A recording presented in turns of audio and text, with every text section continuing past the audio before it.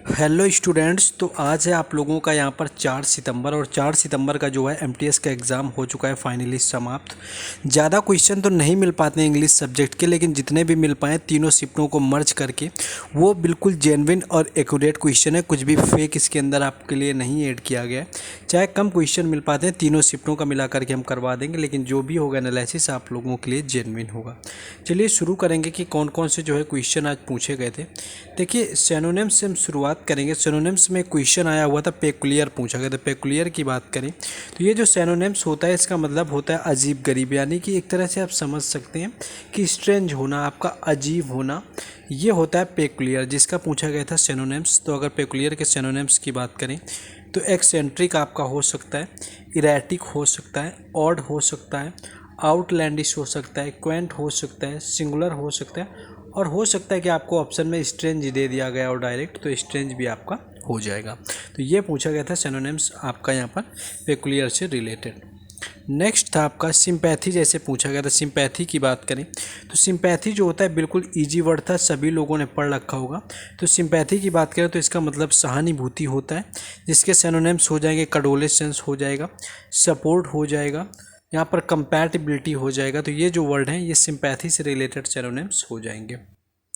Next question है, एक word पूछा गया था एमिकेबल। एमिकेबल की अगर बात करें तो इसका मतलब आपका समझ सकते हैं मित्रवत होना, आप किसी के साथ फ्रेंडली हो जाते हैं, ये होता है आपका एमिकेबल।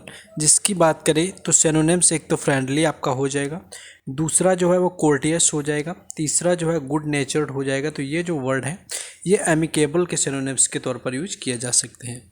नेक्स्ट क्वेश्चन आगे दिया हुआ है, जैसे आपको एंटोनिम्स में आ जाएंगे। अब आपका जैसे एंटोनिम्स दिया हुआ है, क्योंकि देखिए ज़्यादा क्वेश्चन नहीं सिनोनिम्स के मिल पाए, 3 से 4 क्वेश्चन थे जो आपको बता दिए।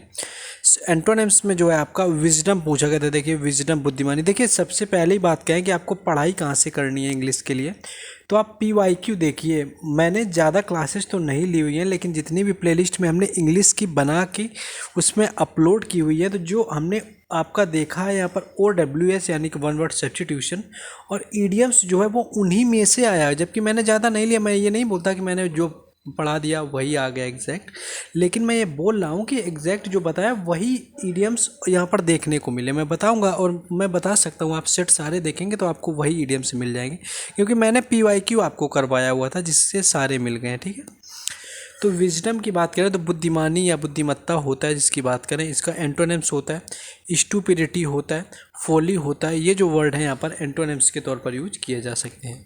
नेक्स्ट क्वेश्चन आगे दिया हुआ है, नेक्स्ट आगे देखेंगे क्वेश्चन। देखिए SSC के एग्ज़ाम के अंदर क्या होता है कि मोस्ट ऑफ द क्वेश्चन होते हैं वो होते हैं रिपीटेड। तो GK GS के लिए आपके लिए सॉल्यूशन यहाँ पर आ चुका है। मोस्ट ऑफ द लोग जो हमसे जुड़े हुए हैं उन लोगों ने ऑलरेडी जो है PDF परचेस कर रखी है। तो यहाँ पर अगर बात करेंगे तो GK GS के जो आपके जितने भी 2023 के अंदर SSC के एग्ज़ाम हुए, जिसमें कि SSC MTS 2022 आता है, SSC CGL 2023 आता है, SSC CHSL 2022 और 23, यानी कि कुल 4 एग्ज़ाम जो हैं इनकी कंबाइंड PDF तैयार कर दी गई है। हर एग्ज़ाम की अलग अलग है, वो भी बहुत सारे एक्स्ट्रा फैक्ट और एक्सपेक्टेड क्वेश्चंस के साथ में, जो कि GK GS के लिए सबसे बेहतरीन ऑप्शन हो सकता है अगर आप लोगों ने पढ़ाई की हुई है, क्योंकि मोस्टली क्वेश्चन इससे देखने को मिल रहे हैं। इनका कॉम्बो प्राइस आपका 59 रुपीज़ रखा गया है, जिसमें कि आपको सभी एग्ज़ाम की PDF दे दी जाएंगी, जो कि आपके हर SSC एग्ज़ाम के लिए महत्वपूर्ण होंगी। तो ये आपको व्हाट्सएप नंबर दिया हुआ है जिस पर जाकर के आप लोगों को कॉन्टैक्ट कर लेना है। वहाँ पर कॉन्टैक्ट करते ही आपको ये PDF दे दी जाएंगी। चलिए अपने टॉपिक में वापस आएंगे। देखिए विजडम का आपका हो चुका था, उसके बाद एक वर्ड आया हुआ था यहाँ पर इनिशियल। इनिशियल की बात करें तो इनिशियल क्या होता है, आपका शुरुआत होता है, यानी कि किसी चीज़ की जो शुरुआत करना होता है वो इनिशियल होता है। और इसका पूछा गया था एंटोनिम्स। तो एंटोनिम्स की बात करें तो एंटोनिम्स इसका फाइनल हो सकता है, लास्ट हो सकता है, आपका टर्मिनल हो सकता है, एंड हो सकता है, यानी कि एक तरह से आप समझ सकते हैं अंत होना। ये सारे जो हैं एंटोनिम्स हो सकते हैं इनिशियल को लेकर के। बाकी एक वर्ड पूछा गया था थर्ड शिफ्ट में, फोर्थ कमिंग पूछा गया था। देखिए अगर फोर्थ कमिंग की बात करें तो इसका मतलब होता है आपका आगामी। आप समझ सकते हैं कि फोर्थ कमिंग जो होता है वो होता है आगामी। और इसकी अगर बात कर लेंगे एंटोनिम्स की, तो एंटोनिम्स में जो है पास्ट आ जाएगा, आपका करंट हो जाएगा, अनअवेलेबल हो जाएगा। तो पास्ट जो है आपको ऑप्शन में गिवन था, पास्ट ऑप्शन में दिया हुआ था, जो कि राइट आंसर था फोर्थ कमिंग का यहाँ पर। नेक्स्ट एक वर्ड दिया हुआ था ब्रेक, जिसका पूछा गया था एंटोनिम्स। तो ब्रेक क्या होता है सभी को पता होगा, आसान सा वर्ड था, इसका मतलब होता है तोड़ना। तो ब्रेक जो होता है वो तोड़ना होता है। इसके जो बात करें तो एंटोनिम्स में रिपेयर हो जाएगा, मेंड हो जाएगा जो कि ऑप्शन में मेंड दिया हुआ था, कीप हो जाएगा। तो ये सारे जो वर्ड हैं इसके एंटोनिम्स के तौर पर यूज किए जाएंगे। नेक्स्ट इडियम एंड फ्रेजेज में आ जाएंगे हम लोग। इडियम एंड फ्रेजेज की बात करें, देखिए ये आपको पढ़ाया हुआ है हमने, bark on the wrong tree 2 से 3 बार। जब ईडीएम का हमने मैराथन लिया हुआ था उसमें एक क्वेश्चन आया हुआ था, bark on the wrong tree. Repeated question है आपका पीवाईक्यू का यानी। तो इसका मतलब होता है to be wrong about the reason for something और the way you achieve something, यानी कि आप किसी रॉन्ग चीज़ पर आप किसी एक्टिविटी करते हैं, आप किसी चीज़ पर रिएक्ट कर रहे हैं जो सही है नहीं आपका रीजन फॉर समथिंग। तो ये आपका होता है wrong on the bark on the wrong tree, यानी कि आप समझ सकते हैं जब इसका मतलब भी आप सोचने की कोशिश करेंगे bark on the wrong tree, तो आपका यही यहाँ पर आंसर निकल कर आ जाएगा। नेक्स्ट क्वेश्चन होता है कि हिट द रूप। देखिए हिट द रूप का मतलब होता है कि बहुत ज़्यादा गुस्से में होना, यानी कि आप बहुत ज़्यादा गुस्से में होते हैं तो वो होता है हिट द रूप, यानी कि टू बी एक्सट्रीमली एंग्री, कि बहुत ज़्यादा गुस्से में होना। जैसे कि एग्जांपल बताएं, dad will hit the roof when the he finds I dented the car. तो यानी कार में जब डेंट लगा दिया, जब डैडी को ये पता चला, तो वो क्या है कि बहुत ज़्यादा यानी कि ऑन द रूप थे, यानी कि बहुत ज़्यादा गुस्से में थे। नेक्स्ट एक ये भी रिपीटेड क्वेश्चन है, अगर आप लोगों ने देखा हो कि बोन इन डिस्गाइज दिया हुआ है। बोन इन डिस्गाइज की अगर बात कर लें तो जो बोन इन डिस्गाइज अगर इसकी बात करेंगे तो इसका मतलब है कोई चीज़ जो दिखाई दे रही हो कि इसमें अच्छा नहीं होगा लेकिन वो अच्छा हो जाता है, यानी something that appears to be misfortune can have expected benefit, यानी कि एक्सपेक्टेड जो बेनिफिट है उसमें हो रहा है लेकिन वो मिसफॉर्च्यून दिखने में लग रहा हो। तो ये जो क्वेश्चन है आपको याद रखना है। और नेक्स्ट है to cut someone some slack. To cut someone some slack का मतलब होता है कि आप किसी को डांटते तो हैं, यानी किसी को आप हैरेस तो करते हैं लेकिन थोड़ा ढीले ढाले तरीके से, यानी कि to treat someone in less hard और क्रिटिकल वे, यानी कि आप स्ट्रिक्ट तो हैं लेकिन आप लेस स्ट्रिक्ट हैं, यानी कि कम स्ट्रिक्ट हैं किसी के लिए, डांट फटकार रहे हैं। तो ये आपका लैक जो स्लैक होता है उसके अंतर्गत आ जाता है।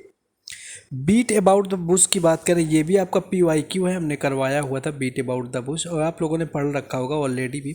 बीट अबाउट द बुश क्या होता है कि यहाँ पर कि इनडायरेक्टली चीज़ों को बताते रहना है। इनडायरेक्टली आप कुछ भी बता रहे हैं, बोलते हैं ना कि don't beat about the bush, come to the main point.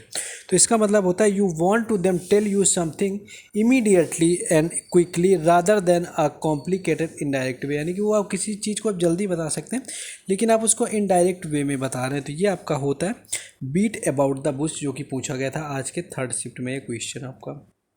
Next आगे देखेंगे। नेक्स्ट एक था ऑल आइज एंड ईयर्स। देखिए ऑल आइड एंड ईयर की बात करें तो ये भी आपका पीवाईक्यू का है, आपको ऑलरेडी पढ़ा चुके हैं, आपको प्रैक्टिस सेट अगर सब देखेंगे तो इनमें मिल जाएगा। ऑल आइज एंड ईयर्स की बात करें तो ये होता है आपका अटेंटिव होना, यानी कि सावधान होना, बिल्कुल सतर्क होना, टू बी वेरी अटेंटिव, ये आपका होता है ऑल आइज एंड ईयर्स। तो ये आपको याद रख लेना है। नेक्स्ट क्वेश्चन है एक पैरासाइट का, आपका वन वर्ड से रिलेटेड यहाँ पर बातें होंगी। तो देखिए पैरासाइट का वन वर्ड पूछा गया था। तो पैरासाइट क्या होता है, वो होता है परजीवी, जिसका मतलब प्लांट और an animal that live in और अनदर प्लानट, यानी कि जो ऐसे पेड़ पौधे होते हैं या ऐसे जानवर होते हैं जो अपने भोजन के लिए दूसरे पर यानी कि जीव या किसी पौधे पर निर्भर होते हैं, दैट इज कॉल्ड पैरासाइट, यानी कि उन्हें परजीवी कहा जाता है। नेक्स्ट क्वेश्चन है, नेक्स्ट आपका पूछा गया था कि स्टडी ऑफ साउंड, यानी कि जो ध्वनि की पढ़ाई होती है वो कहते हैं क्या कहते हैं। तो एकॉस्टिक्स आपका यहाँ पर राइट आंसर हो जाएगा, जो कि स्टडी ऑफ साउंड आपका होता है। Next question the place of burial, यानी कि जहाँ पर डेड बॉडीज़ को दफनाया जाता है वो क्या कहलाता है। तो सेमेट्री इसका राइट आंसर था, ये ऑप्शन में दिया हुआ था। The correct word for a place to bury dead bodies is called cemetery. तो ये सेमेट्री का जो है यहाँ पर वन वर्ड यहाँ पर देखने को मिला हुआ था। नेक्स्ट एक आया हुआ था आपका वन वर्ड की, the action of accusing public officially on serious situation. तो ये आपका संबंध था। नेक्स्ट एक था a number that can divide other number, यानी कि ऐसा नंबर जो दूसरे नंबर को डिवाइड करता है तो वो क्या कहलाता है। तो वो डिवीज़र कहलाता है, और आपका जो डिवाइड होता है वो डिवाइडेंट कहलाता है, और उसके बाद जो वहाँ पर आता है आपका तो वो बोलते हैं क्वेटेंट, और जो बच जाता है वो होता है रिमाइंडर। तो ये आपको याद रखना है। एक आपका टेलीपैथी का वन वर्ड था, तो टेलीपैथी होता था communication of word between people minds without speech, यानी कि लोग जो होता है बिना कुछ कहे जो बात करते हैं विदाउट स्पीच यानी कि माइंड से, वो होता है टेलीपैथी। कुछ एरर आपके देखने को मिले हुए थे, जिसमें कि एक एडवर्टीजमेंट का आया हुआ था, ट्रायंगुलर का आया हुआ था, पार्टिसिपेट का आया हुआ था, कॉन्फ्रेंस का आया हुआ था। तो ये कुछ स्पेलिंग एरर पूछे गए थे यहाँ पर, तो इनको भी यहाँ पर आप लोग देख लेंगे। बाकी ग्रामर में एक आपका विल बी के साथ सेलिब्रेटिंग था, विल के साथ एक्चुअली सेलिब्रेटिंग था, विल के साथ, तो या तो बी लगाया जाए या फिर सेलिब्रेट किया जाए, यहाँ पर आईएनजी फॉर्म नहीं होगा। एक आपका mathematics are not easy subject आया हुआ था, तो आर नॉट की जगह इज नॉट आएगा। तो यही कुछ इस तरह से लेवल था तीनों शिफ्ट के एनालिसिस का। बस वीडियो को लाइक शेयर और चैनल को सब्सक्राइब ना किया हो तो कर लें, क्योंकि हर शिफ्ट का एनालिसिस यहाँ पर आपको मिलता रहेगा।